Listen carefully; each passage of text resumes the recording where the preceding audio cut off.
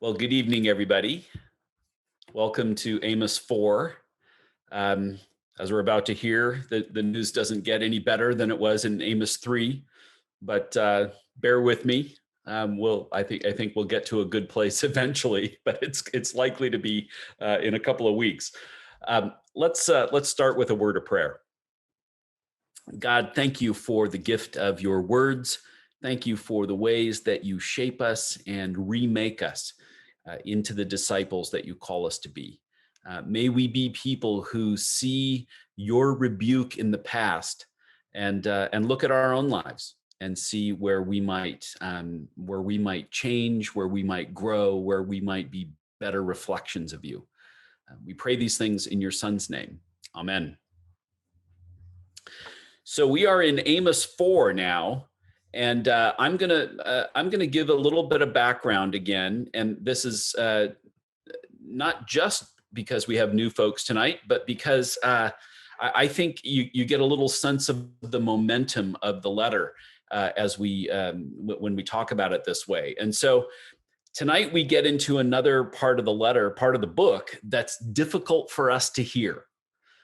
We as Christians, as people who live on this side of the cross, we're accustomed to hearing Jesus speak differently to people, even people that he's angry at. And so hearing this part of God's personality that sometimes can be hard for us. Um, the It's important for us, and it's important for me to repeat that the God we know through the ministry of Jesus is the very same God we're reading about tonight and all through the Old Testament, even if the tone and the attitude and the anger feel different or foreign to us. Part of the task for us as Christians is to reconcile our evolving understanding of God's character with the way that he looks and acts and speaks in very specific parts of the Bible. It's part of the job of being a disciple to get to know better the God who we follow. If we're going to be disciples of God, then we need to understand about God's character. Now, when I say God's character, that doesn't mean I think of him as a fictional character. I'd be in the wrong line of work if I did. But what I mean by that is that God has a personality. God is not the Force like from Star Wars. God has a personality. God has things that he cares about. God has things that make him angry, and God has things that make him sad. And also, God has things that are sources of joy for him. So it's important for us too, as we read through the Bible, that we try and get a sense of God's whole personality as we try and be His people. So tonight, I want to give a little bit of review. This is a book that was written and set in the 8th century BC. Now, in this time during Israel's history, Israel was split into two kingdoms. So all of us know King David, and then King David has a son named Solomon, and Solomon follows David as king. Solomon's sons actually went to war against each other. One of them was tapped as the heir by his father.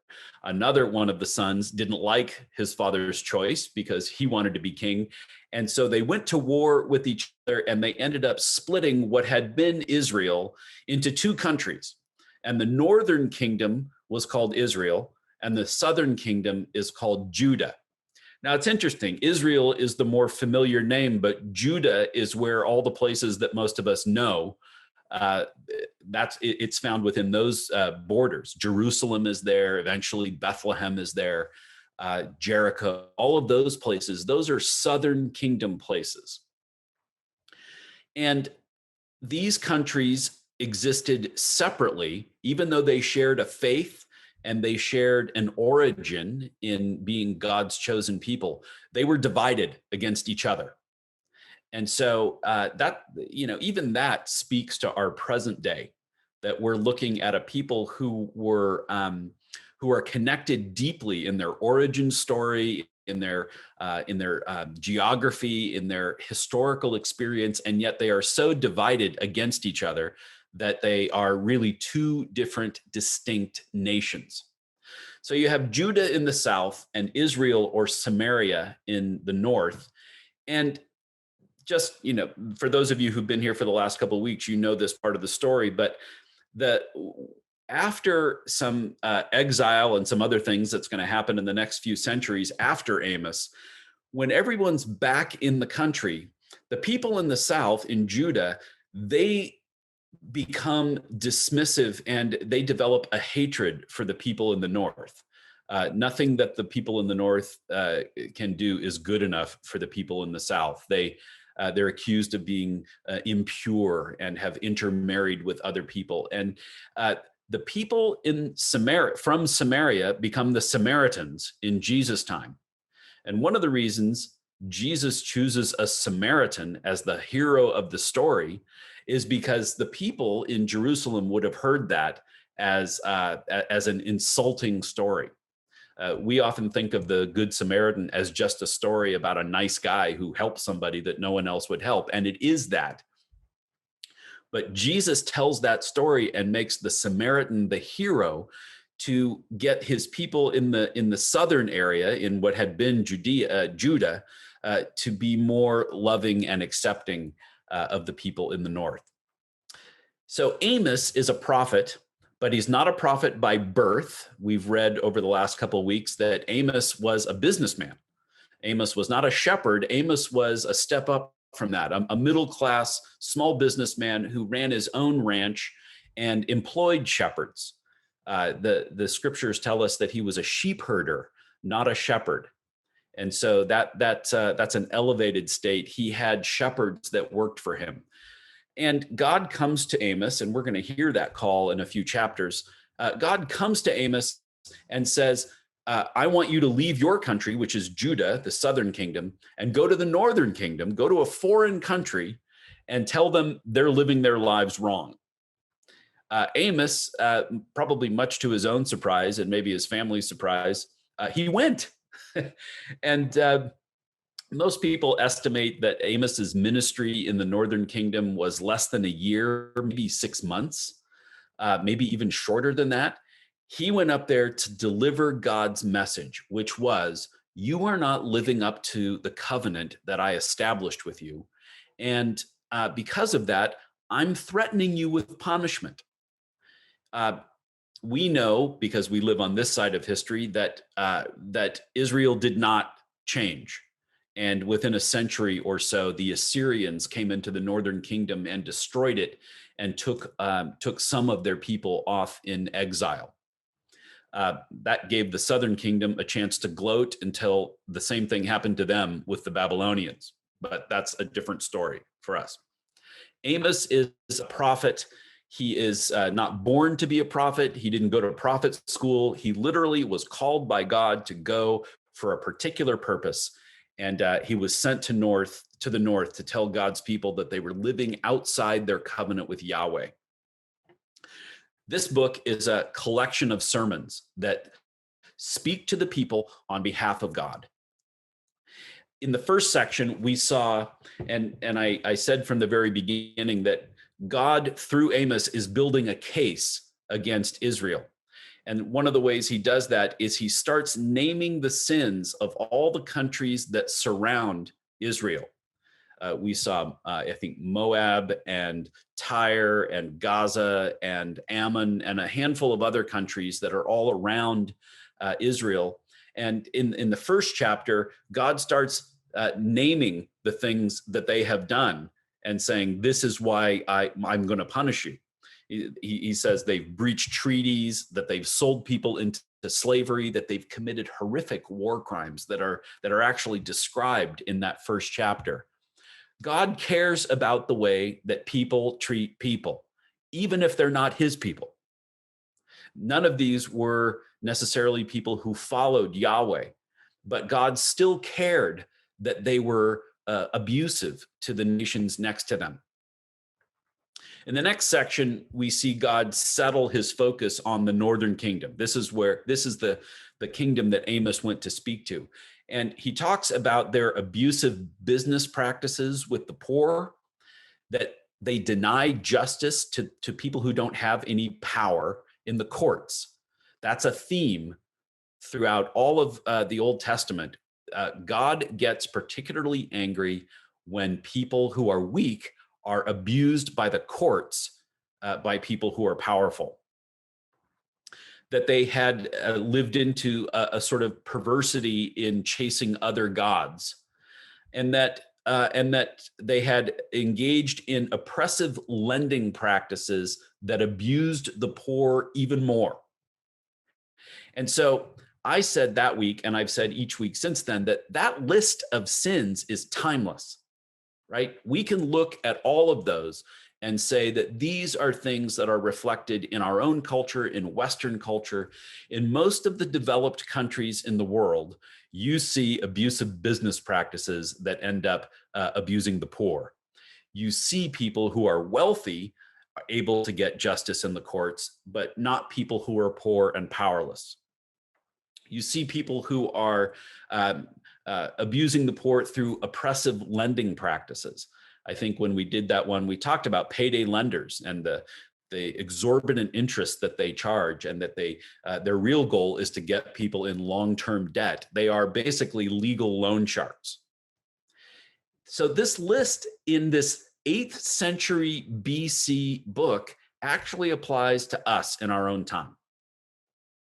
And it's in this discussion that where you get a glimpse into God's personality. He seems wounded that he brought his people out of bondage in Egypt and that he gave them a land only to be betrayed. Remember that the covenant between God and the Hebrews wasn't based on anything they did to earn it. God didn't choose these people because they were special. They were special because God chose them. It was meant to be a conduit for God's blessing to all the nations. And this is a place where if you're reading through any of these Old Testament prophets, you should always have Genesis 12, 1 through 3 in mind, because that is the rudder for the entire Old Testament. God encounters Abram. He says, I'm going to make of you a great nation. I will bless you. You'll be faithful to me. And through that relationship, you'll be a blessing to all the nations. In other words, God chose these people so that he could be their God, and so that the rest of the world could know who God is through these people.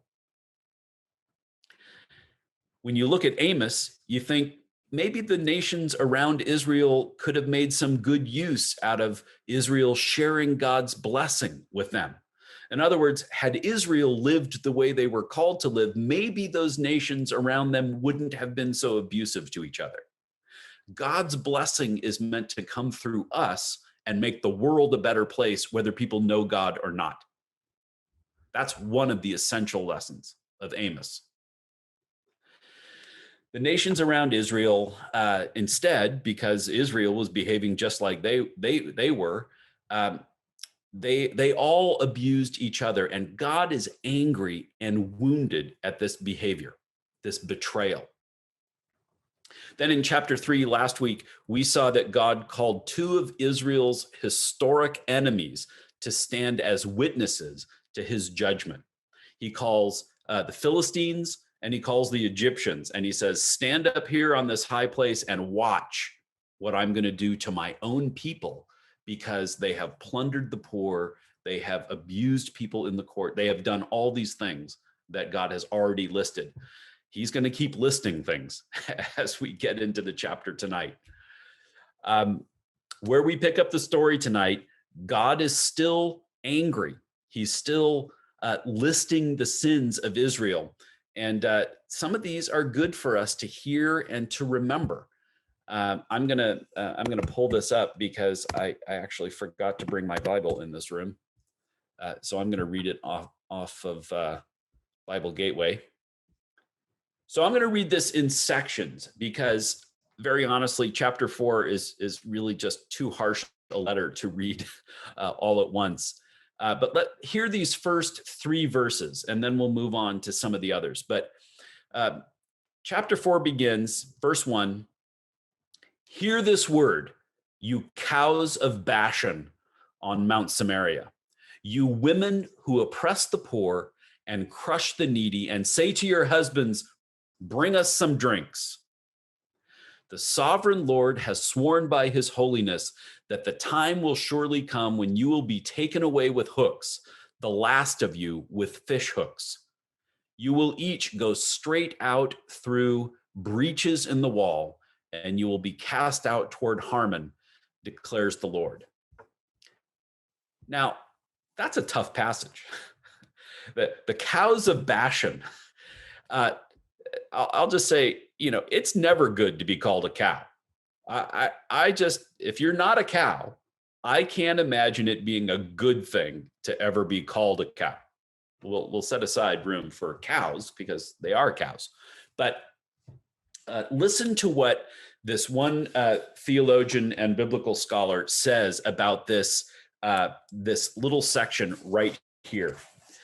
How did we get muted? Hey, John. Did we lose John? I think his Wi-Fi cut. He's frozen. Yeah, now he's gone. So congratulations, Kay, you're the host now. Okay, let's talk about these women who were blamed for everything. Well, John's not here. All right, sorry, I'm back now. Oh, sorry. We took over. I loved hearing the tail end of that. Let's talk about this because he's gone. Well, you're just a man. Yeah, that's right. I'm not a cow of Bashan, apparently. Apologies. I'm having some internet problems where I am. And so I hope I don't have to reconnect again, but that's what happened here. James Mays writes, the luxury and debauchery of urban affluence in Israel was an offense to the God for whom Amos spoke.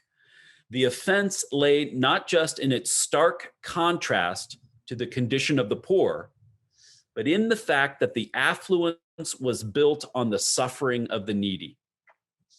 So, in other words, God's mad at these people because they're rich in the presence of poor people. But it's more than just, some people were lucky and some people weren't. It's that the rich people got rich because they ground the other people into poverty. And so God sends Amos to tell them, this is not the covenant we entered into. This is not the arrangement we have. They oppress the poor, which means there are all kinds of ways that we talk about oppression. And it's easy if you have never felt that before to say, oh, those people are just complaining. Honestly, if you've never felt oppression before, the burden is on you to listen to somebody who has. And so this is part of what's behind what Amos is saying in the 8th century BC, literally almost 2,900 years ago, 2,800 years ago. But it's also something that's very, very important for us in this time.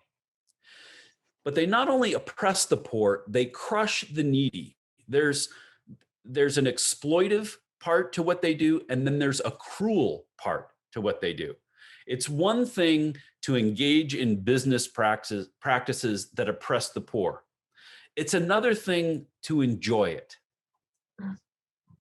And I think one of the things that is clearly at the heart of God's condemnation of Israel at this time is that they not only oppress people, but they appear to enjoy it, that they make light of it.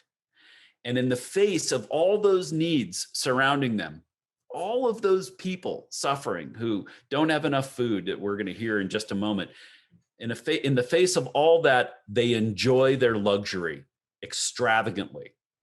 Now, anytime you start talking about the poor and the rich and what the relationship is between the two, poor people will say, we just need enough. Rich people will say, but this is mine. This is happening in large capital letters. in Israel in the 8th century BC. It's a wealthy time. I talked about context in the first week. This is a period in history where Israel's borders were secure. They weren't threatened by these countries. Clearly, these countries around them are too busy attacking each other to attack Israel. But in the face of all of the needs around them, they enjoy their luxury.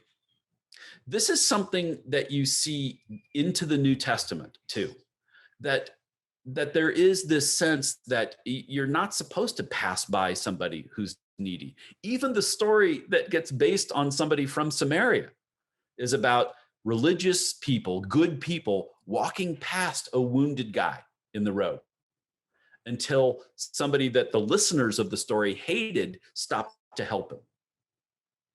So these warnings and these judgments that God is delivering so long, these still apply to us. That there is that the task for us is not only to make sure that we're not enjoying crushing the poor, but that we don't engage in practices that abuse people at the bottom end of the ladder. One of the things I said in a message here almost a year ago is that it's difficult to be a part of a culture that requires a permanent underclass so that the rest of us can live the way we live. Now, in another time, and maybe even in this time, you would say that sounds like a communist idea. And I'm not a Marxist. I don't buy Marx didn't like God much. I do. So that's a big difference right there. But we have to engage in the kind of self-reflection that allows us to challenge ourselves by the fact that we live in a country where there has to be a permanent underclass in order for us to live the way we do. Or certainly we live in a world where there has to be a permanent underclass, even if it's in another part of the world, so that we can live the way we live.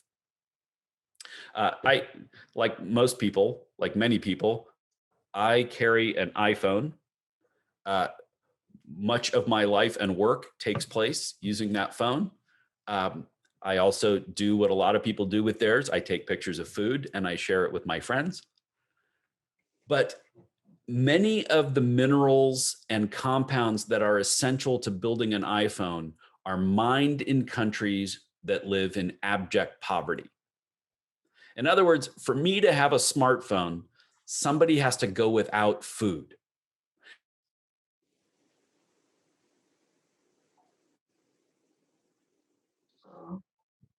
Frozen again.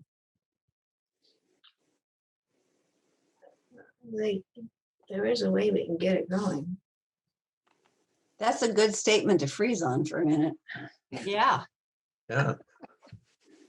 So back to you, Katie. Yeah, I think he just left us all to sit with that thought. To think about our phones. It's an intervention from God. Yeah, Yeah. but he could pay them a living wage. Right? But then we'd have to pay more for the phones, Yeah, and we don't want to do that, right? I mean, we could Really? afford it. well, we could. Oh, he's back.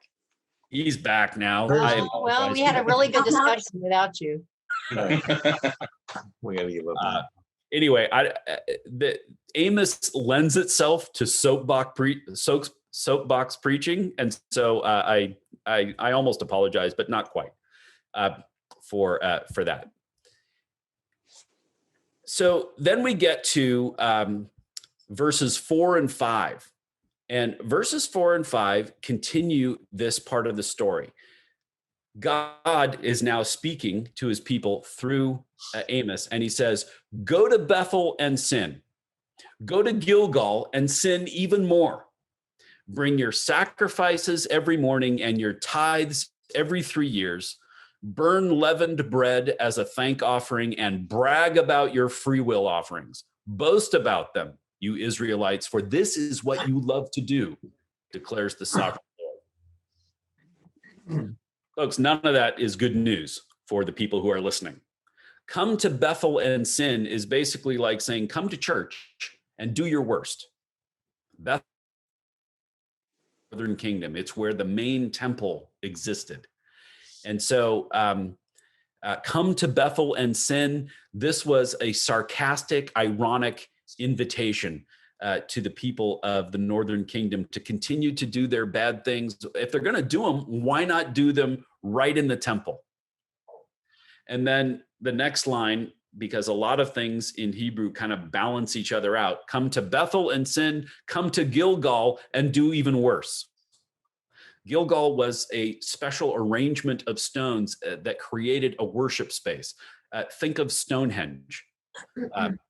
This was so he's basically named two holy places in the northern kingdom and said, might as well come here and do your sins. You're doing them anyway. God adds to that, bring your offerings and sacrifices, your tithes every 3 years, in other words, follow all the rules that you follow just to make yourself look good. And then he invites them to bring leavened bread for sacrifice. Now, this is something that a good Jew would recognize right off the bat that I had to read about because I didn't understand why this was important.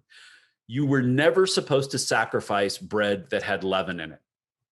So God is basically inviting them not only to sin in the religious center, but also to burn an offering incorrectly. Bring your leavened bread to be burned. A Jew would hear that as, well, God would never tell me to do that.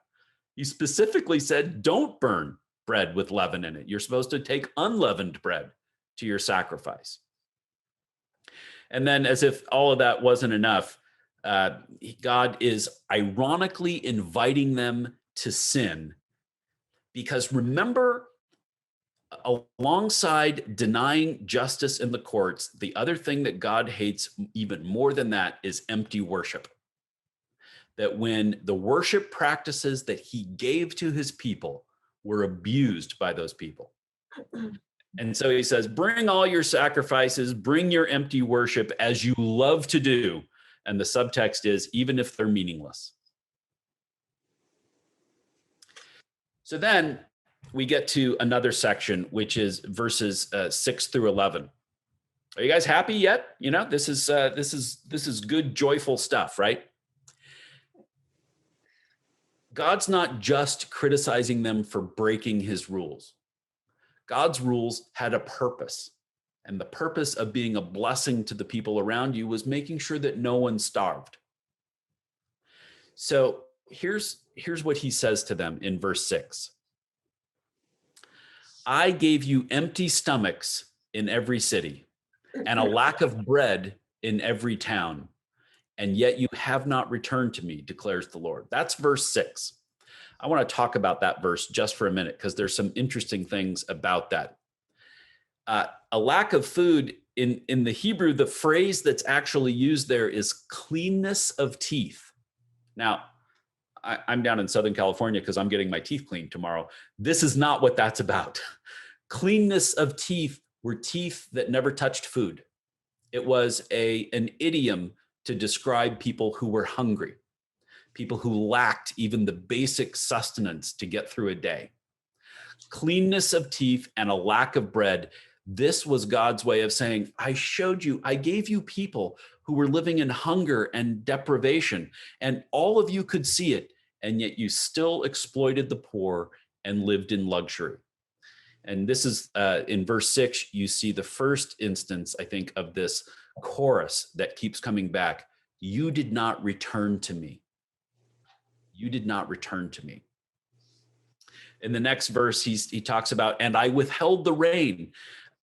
This is one of those point of view passages that we talked a little bit about last week. Sometimes the writers of the pages of the Bible, the words in the Bible, make it sound as if they're blaming God for something that has happened. Even God here is saying, I withheld the rain. I basically gave you a year of disrupted crops. Even in the 3 months before the harvest, I took away the rain. This is one of those point of view questions. I killed your crops and still you didn't return to me. In other words, in this, there's a little recital of judgment history here in verses 6 through 11. God's warnings kept being ignored. So he kept giving them a way to remember whose they were and who God was. He kept giving them ways to remember who they were supposed to be as people who were meant to be extensions of God's blessing. I gave you hungry people. I gave you a couple of bad years with your crops. I killed your crops with blight and with locusts. I stood aside when wars came and allowed your young men to be killed. I even destabilized your government, and still you did not return to me. That's what's basically happening in verses 6 through 7. I showed you hunger. I showed you trouble with your crops. I allowed you to go to war. I destabilized your government. All of these things, God says, I did so that you would return to me, and you didn't. This is a tough passage because, we're sitting here in the middle of this pandemic, and no one wants to think that this is something God is inflicting on us. And I don't believe God is inflicting this on us. But it's easy for us to say, why is this happening? In Amos, those bad things happened to the people in Israel. God says, so that they would return to him, so that they would recognize their need for God. They would recognize their responsibility to take care of the poor. They would recognize that God was the one who brought the rain for their crops. They would recognize that God protected them from their enemies. They would recognize that God gave them a structure for their government to end and take care of and believe in. And still they didn't return to him. Now, it's easy because I have a point of view. It's easy for me to look at verses 6 through 11 and say, my goodness, this is written for us. This is written for us. We can see people who are poor and oppressed. We can see that we are going through difficult times. We can see that we have been in what seems like an endless war for the last almost 20 years. And we can see that our government's been destabilized. All you had to do was watch CNN today. And still you did not return to me. I wonder if what we're supposed to learn from reading chapter 4 in Amos is that the things that are going on around us aren't things that are separate from our life of faith, that they're meant to energize our life of faith. That they're not something that is separate from our relationship with God, but that the troubles in our own lives are intimately and intricately interwoven with our relationship to God. I have not, even as your pastor, I have not spent a lot of time trying to think about the pandemic through God's eyes, or think about the solutions to the pandemic through God's eyes. Maybe I should. Maybe we all should. Maybe that's what it means to return to God, the way that he says it over and over and over again in these verses between 6 and 11. When we get to verse 12, we get to, pardon me, because this part got lost the last time the power went out. When we get to verse 12, this is the pivot in the chapter. God says, therefore, this is what I'm going to do to you, Israel. And because I do this to you, prepare to meet your God. Now, it's almost never good news when God says, prepare to meet your God. This is not, except for when it announces the birth of Jesus, this is rarely good news. But this is where God has now, over chapter 3 and now through half of chapter 4, listed the sins of Israel. And now he says, therefore, this is what I will do to you. Prepare to meet your God. I want to pause here because this verse, 4:12, is a theme that runs throughout Amos. There will be people who read this and thought, oh, good, I get to meet God. And yet some of the irony of the writing in Amos is that you think meeting God is going to be like this, but it's really going to be like this. We're going to see the better part of a whole chapter next time that talks about be careful what you wish for. So God in verse 13 says, he who forms the mountains, who creates the wind, and who reveals his thoughts to humankind, who turns dawn to darkness and treads on the heights of the earth, the Lord God Almighty is his name. God is giving his resume again. It's an announcement. Verses 12 and 13 is an announcement that they really are going to meet God, but that it's not going to be what they expect. God is reminding them of a distinction that we forget at our peril, and that's the creator-creature distinction. Every once in a while, it's good for us to remember that God's God and we're not. Because if we don't remember it, occasionally God will remind us. And I just want to say it's easier for our lives when we remember that on our own, as the people of Israel are about to find out. So listen, it's 7:43. I have a couple of discussion questions for us. So I'm going to take the mute off and ask for some of your comments. And let me do that part. I'm going to invite you. Allow participants to unmute themselves. So I think you've got to do part of that yourself.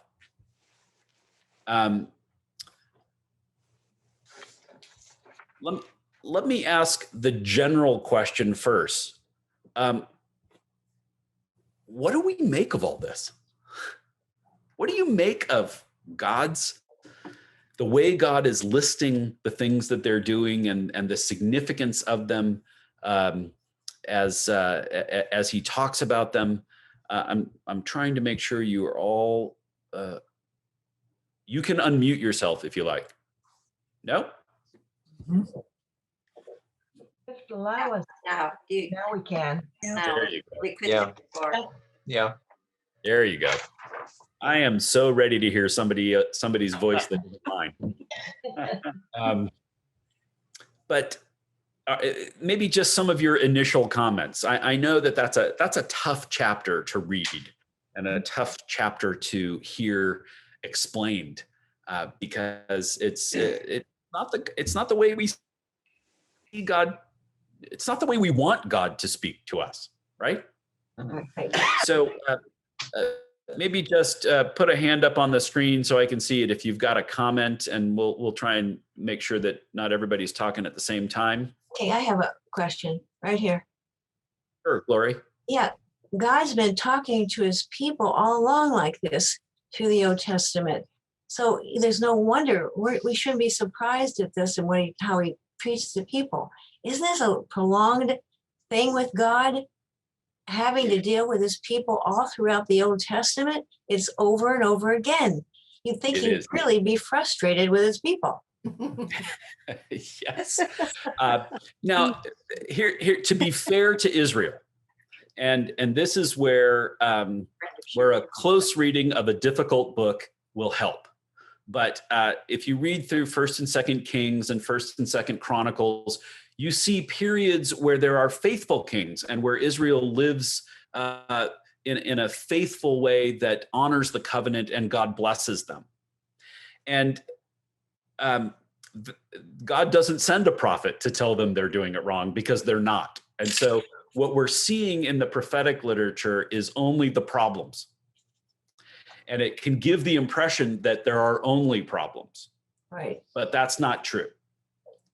There are long periods where a king will, there's one, Jack, is it Josiah, who is a king who, even as a boy, finds the Torah locked away in a cupboard, and he'd never seen it before. Here he was, the king of Israel. He'd never seen the Torah before. And he has one of the scribes read it, and the people tear their clothes and they weep, and they stand for a whole day from dawn until night, listening to the Torah being read to them. And that transforms the culture until the next bad king comes. Right. Yeah. So rather than see this history as all down, it's an up and down history. But the prophets that we read are the prophets that were sent to remind Israel to live up to the covenant. When they were living up to the covenant, they didn't need a prophet. That's a great question, though, by the way, because it's easy to read the Old Testament and think, oh, it's all doom and gloom. God's always angry. But remember, the Bible begins with God looking at everything that he made and saying, it was good, it was good, it was good, it was very good. There is an awful lot of tenderness woven into the Old Testament that we don't see as much as some of the anger that we see in the prophets. So what do we make? Yeah, please. Okay, my name is Roger. I'm Gloria's husband. Hi, Roger. And I've been in arguments with Jack Springer before, so he knows who I am. But John, I really like your take on it very much. But there's some complications there that I just like to point out. For one, when the woman broke the vial of precious ointment and on Jesus, they criticized him, said we could have sold that and given it to the poor. And Jesus said, the poor you will have always. Yeah. So again, that was a statement that was very true. Mm-hmm. Also, your statement about the components of your smartphone, a lot of those materials come from countries where they're under the thumb of oppressive governments. And so there's nothing we can do about that. We could increase what we pay for those elements many times, and it would not add that much to the cost of a phone. But it's because they're under the control of foreign corporations and governments that they're not receiving what the true value of their product. Sure. There are many layers to badness in this world. I think anybody who has dabbled in newspaper reading even just a couple of times would be able to say that. But yeah, I think, and it was a quick example because my iPhone happened to be sitting here. That wasn't written into the lesson, but we could just as easily talk about the fact that I remember taking my son to a Target, and I love Target. Target's one of these great places. You go there for one thing, you almost always walk out spending $100. Okay. And but I told him we found a rack full of shirts, and they were $5, $5.99, some ridiculously low price. And I took it, and my son Ian, who moved to the other side of the country, maybe to get away from conversations like this, I said, "You're paying $5 or $6 for a shirt. Somewhere, somebody along the way is being screwed for this." That's the language I used with him, and then walked him through. You got to pick cotton. You got to weave it into thread. Somebody's got to turn it into fabric. Somebody's got to design and cut that fabric and sew it and fold it and put the little clips, put it in a plastic bag, and then it ends up on a rack for me.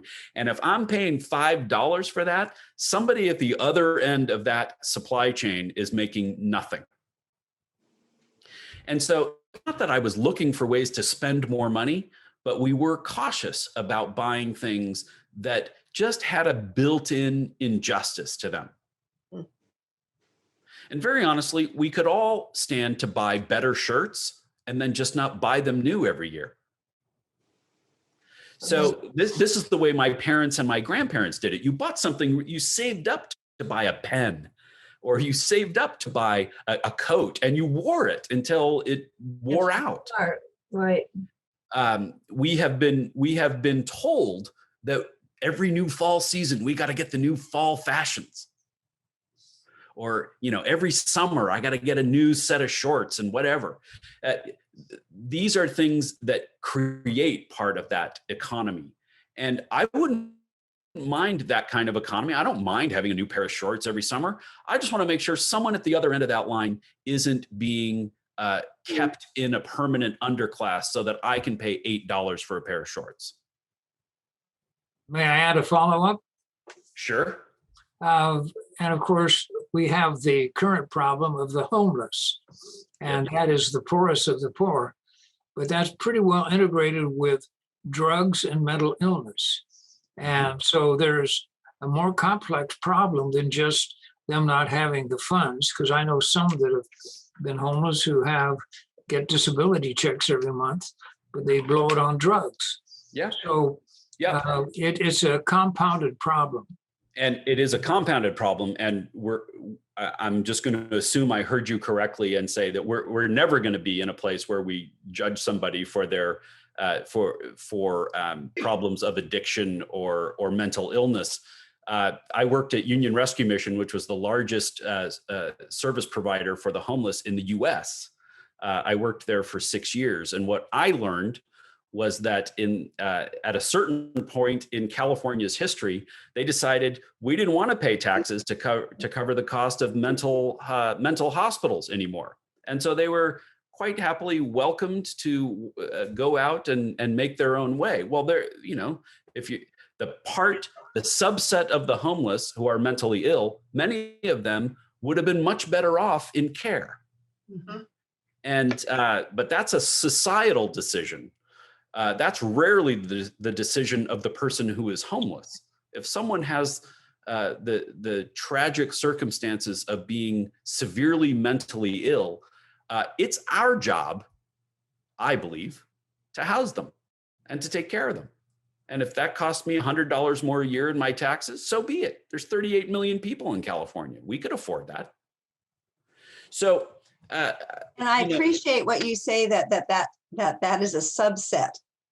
It is a subset. It is a subset. Thank you there are people, and I used to know these stats because I was a fundraiser for the homeless for 6 years. Oh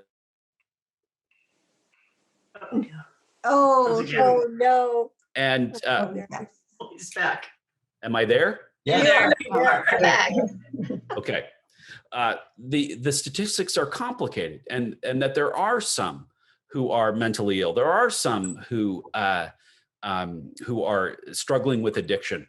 There's another growing segment of the homeless population who are people who had jobs, lost jobs because of larger economic forces than they could ever have any control over, and who were 1 or 2 paychecks away from being evicted. Now, I have a large extended family, and if I lost my job and if I somehow lost the place that I live, I've got a number of places where I could go and say, can I crash in your spare room? And I would be spoiled for choice. Some people who lose their jobs have that connection, have that community that they can tap into.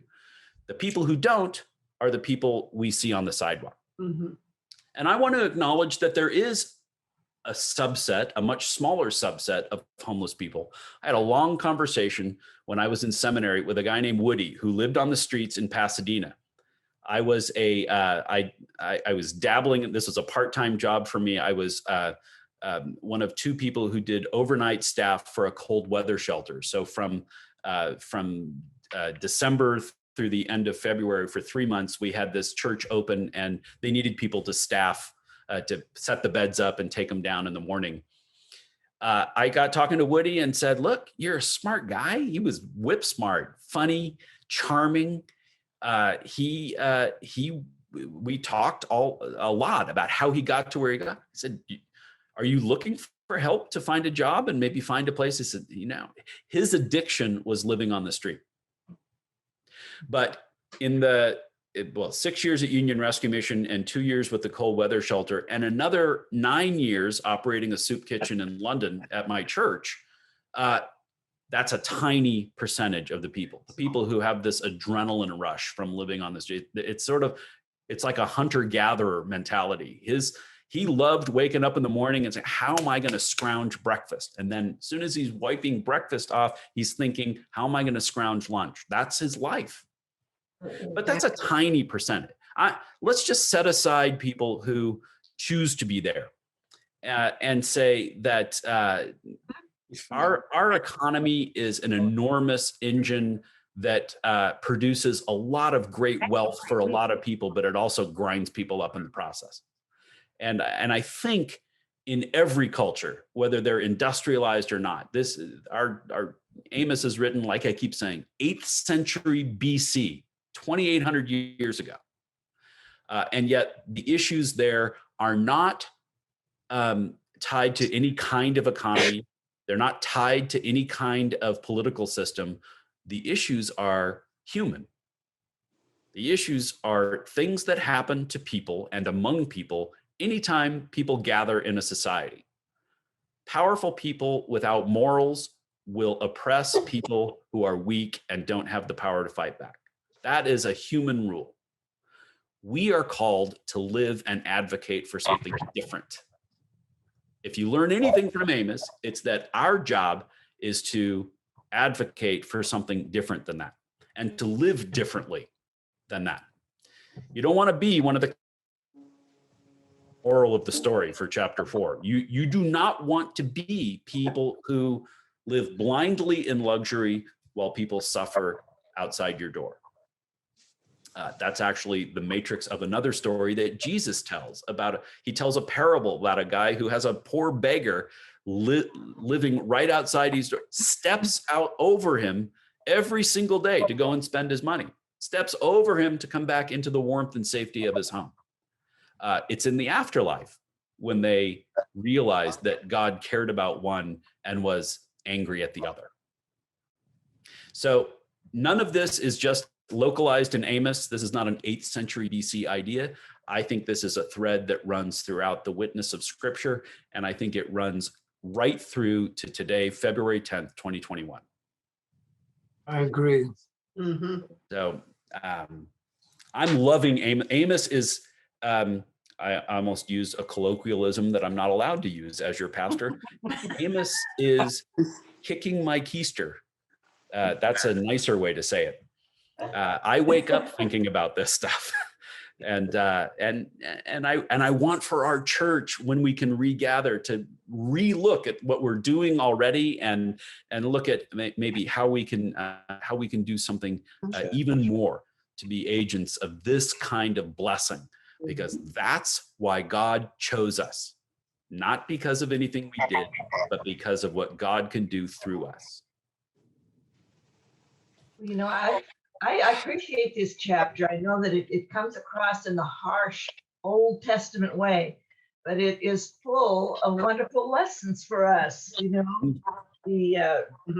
that we should be sure that no one lacks food. We need to be aware of not having empty worship, and not, you know, and fighting against this for permanent undercuts, which is full of peace for us. So I really do appreciate this chapter. Yeah. The other, I see Kathy. Yeah. Kathleen, yes. Kathleen. I was just going to say pretty much what Nellie said. I think it's really incumbent upon us to develop empathy if we don't have it, to take the steps needed to understand what it is to be like those who are not like us. And it's very hard, I think, it's hard for us sometimes to do that, to take the step. I want to understand better how those people live so that I can respond better to them. And because I think it's scary for some of us, and some of us have had situations in life that have put us in some of those situations, and some of us have not, just because we were born with more money or born with whatever.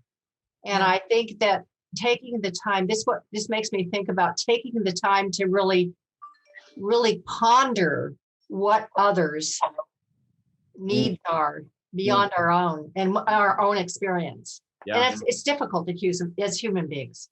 Yeah. In the chat function on Zoom, I've just sent you a link to a book that I read when it first came out in 2009 or 2010. called Everyday Justice, The Global Impact of Our Daily Choices. I think it's worth reading. I think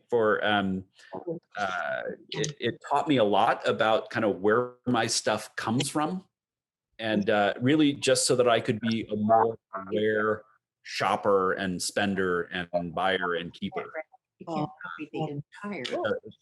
There's a link in the chat function to the Amazon page that sells it. It's called Everyday Justice, and it's the global impact of our choices. The author is a woman named Julie Clausen.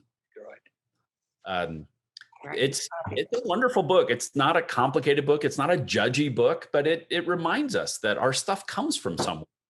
And sometimes that global trade is wonderful, and it establishes means peace, and it brings prosperity to places that didn't have it.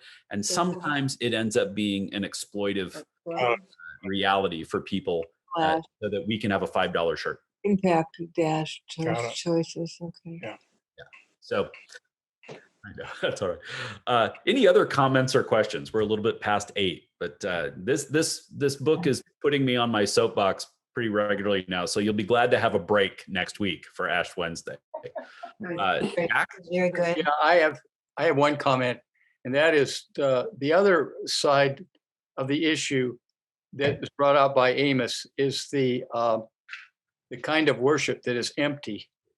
It's a real challenge, I think, to us when we open up again after the pandemic to keep our worship vital. And one of the things that I appreciate in your preaching and leading of worship is the way in which you engage God in prayer. It's fantastic. It's real. And what I hate in worship is when we just have prayers that are read. And I feel not the prayers that are read could be bad. I think they could be very good. Like the collects, I like those. But I think the emphasis on the depth of worship, I think it's a corollary to what you've been talking about in terms of justice. Yeah, that's exhibited in Amos. Yeah. And that's probably something I left on the table tonight, very honestly, because I do think that throughout all the prophetic literature and in the Old and New Testaments, you see a link between honest, authentic worship and people who care for the others in their community.